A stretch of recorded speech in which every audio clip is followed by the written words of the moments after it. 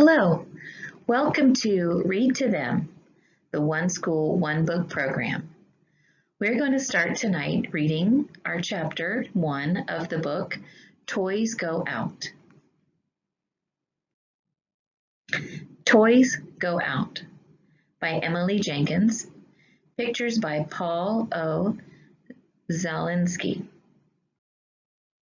Toys Go Out.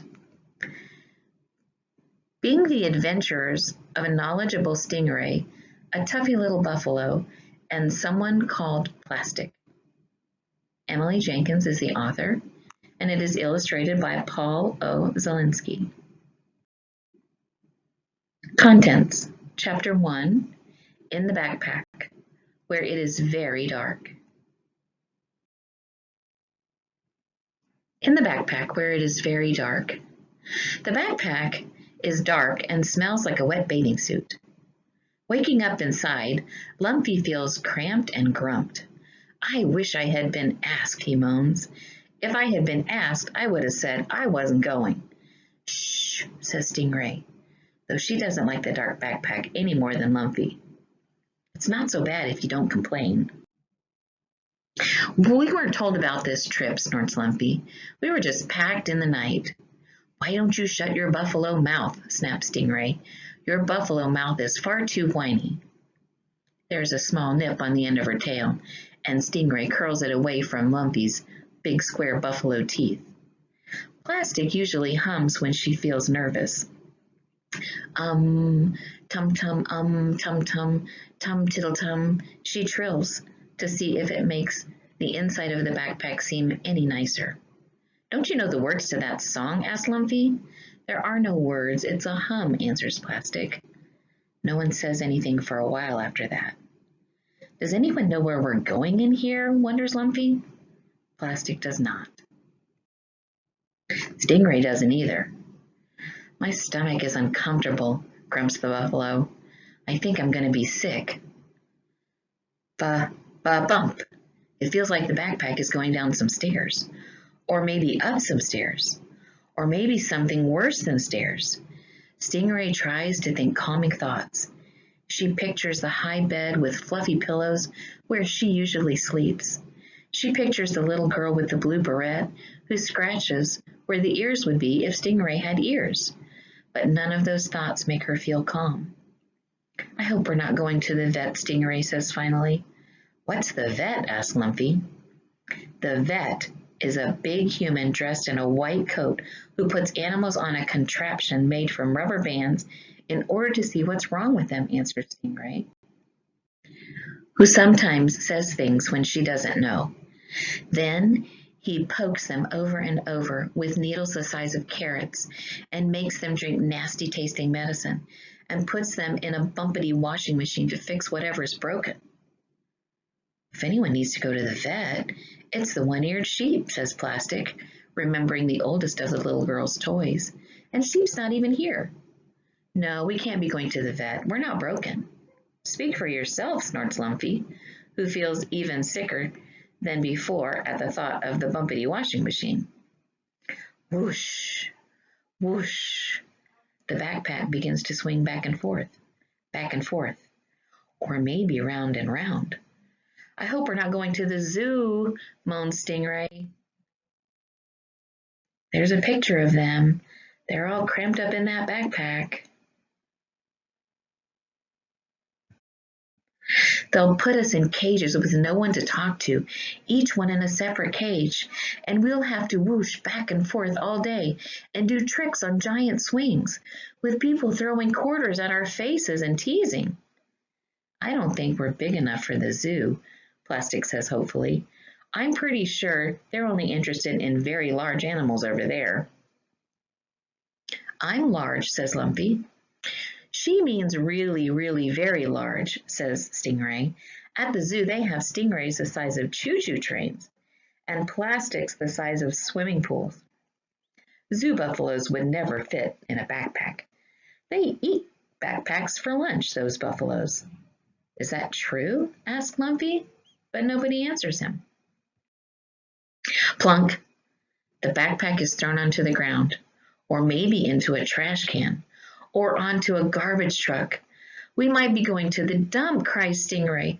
We'll be tossed in a pile of old green beans and sour milk cartons because the little girl doesn't love us anymore. And it will be icy cold all the time and full of garbage-eating sharks, and it will smell like throw up. I don't think so, soothes Plastic. I'll be forced to sleep on a slimy bit of used paper baggie instead of in the big high bed with fluffy pillows, continues Stingray. There's a noise outside the backpack. Not a big noise, but a rumbly one. Did you hear that? Asked Stingray. I think it's the X-ray machine. The vet is going to X-ray us one by one and look into our insides with an enormous magnifying glass and then poke us with a giant carrot. I'm sure it's not an X-ray, says Plastic calmly, although she isn't sure at all. An X-ray would be squeakier. Then I think it's a lion, cries Stingray. A lion at the zoo who doesn't want to be on display with any small creatures like you and me. A lion who doesn't like sharing her swing set and wants all the quarters for herself. She's worrying because she hasn't had any lunch yet and her favorite food is stingrays. A lion would be fiercer, says Plastic, a bit uncertainly. It would sound hungrier, I bet. Maybe it's a giant buffalo, suggests Lumpy.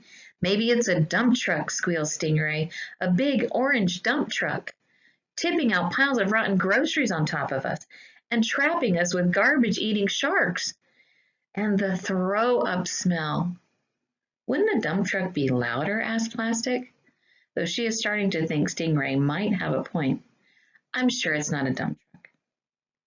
The backpack thumps down again with a bang. I would like to be warned, moans Lumpy. Sudden bumps make everything worse than it already is. The girl doesn't love us, and she's trying to get rid of us, cries Stingray in a panic. The backpack opens. The rumbling noise gets louder. And the light is very bright, so bright that Stingray, Plastic, and Lumpy have to squinch up their eyes and take deep breaths before they can see where they are. A pair of warm arms takes them all out of the dark, wet bathing suit smell together. The three toys look around. There are small chairs, a sunny window, and a circle of fidgety faces. It's not the vet. It's not the zoo. It is not the dump. They're pretty sure. But what is it? The rumbling noise surges up. A grown-up asks everyone to please be quiet now, and then a familiar voice. These are my best friends, says the little girl who owns the backpack and sleeps in the high bed with the fluffy pillows. My best friends in all the world. That's why I brought them to show and tell. Welcome, says the teacher. Sticky, unfamiliar fingers pat Lumpy's head and Stingray's plush tail. Plastic is held up for all to admire. We are here to be shown and told, she whispers to Stingray and Lumpy, feeling quite bouncy as she looks around the schoolroom, not to be thrown away or put under an X-ray machine. The teacher says Lumpy looks a lot like a real buffalo. Lumpy wonders what the teacher means by real, but he's too happy to worry much about it. We're special, whispers Stingray. We're her best friends. I knew it would be something nice, says Plastic. Funny, but the ride home is not so uncomfortable. The smell is still there, but the backpack seems rather cozy. Plastic herself has a nap. Stingray isn't worried about vets and zoos and garbage dumps anymore. She curls herself into a ball by Lumpy's buffalo stomach. The little girl loves us, she tells him. I knew it all along, really. I just didn't want to say it. Lumpy licks Stingray's head once and settles down to wait. When he knows where he's going, traveling isn't so bad. And right now, he's going home.